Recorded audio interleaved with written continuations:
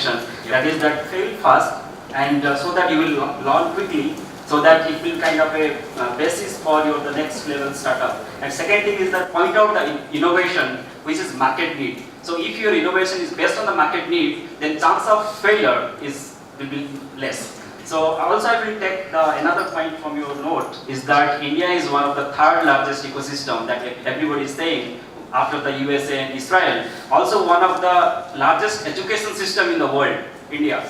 So just take the AICTE example, we have more than 10,000 technical institutes where 80 lakh students are studying at any time, and 35 lakhs is the intake every year.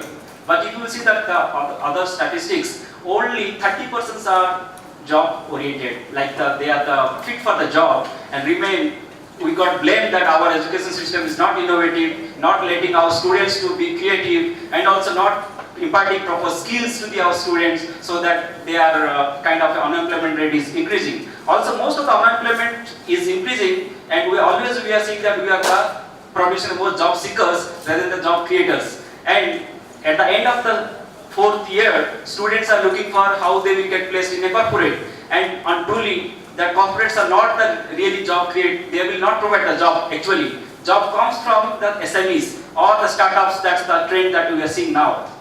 Even this is the same trend in the USA, UK or everywhere, that SMEs and the startups are actually the job providers rather compared to the corporates. So in India, now we have to develop the culture in the institute among the students, so that they will create the job providers, job creators rather than the job seekers. So how it will happen? It is the culture has to be inculcated. The innovation and startup culture has to be inculcated. And startup policy of India startup policy says that startup is the main instrument, but it has to be start from the education. It has to be start from the academic rather than after the graduation. If you see the profile of all the startup founders, 75% of the technical background of either engineering or engineering with MBA, and they are starting up down the line of 10 years of passing their graduate. Why to spend 10 years after your graduation and starting the entrepreneurship and getting incubated in incubation unit? Why not in the academic itself?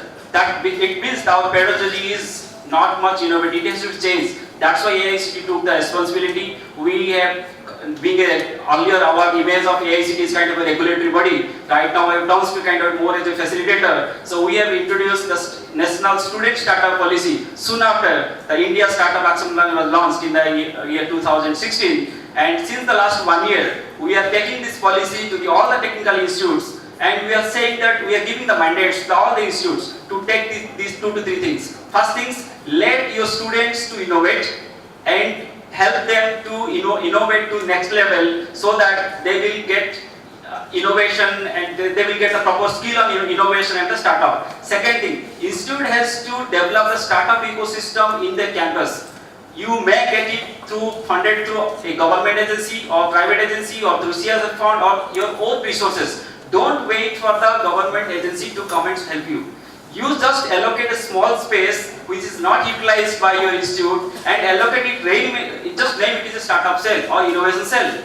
And if you want to get recognized, then just write to AICTE that we have from our resource, this is the startup cell, we have opened our own effort, and please write a recognition letter. We will write to that.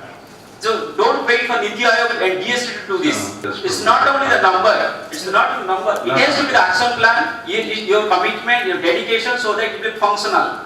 As our secretaries have said, Ranjan sir, it should be functional. It should not be just name of EDC tag.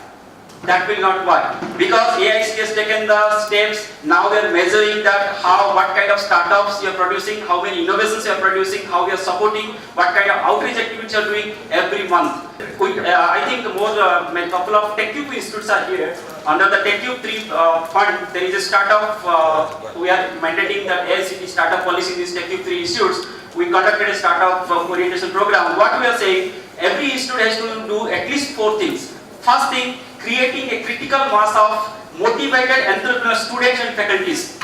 If you have 1,000 institutes, at least focus that 5% of the total student and faculty should have entrepreneur motivated. For this, you have to conduct many outreach programs, exposure programs, and awareness programs and the trainings. Second point is create and establish basic infrastructure facility in your institute, so that the ideas will be supported tool innovation, then further to business model. After that, you link with any incubation unit, either in your institute or nearest incubation unit for the further support. This is the second component. Third component is that in-house mentor capacity. Your student should have the trained faculties in your institute with whom he will go and first interact. This is my idea where I have to do.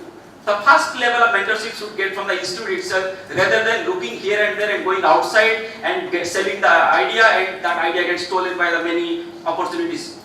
So this is the third component. The fourth component is breaking the silos. So first thing is within the institute, department has to interact, and institute of that region has to interact and conduct the regular programs, and kind of inter-institutional system has to be established within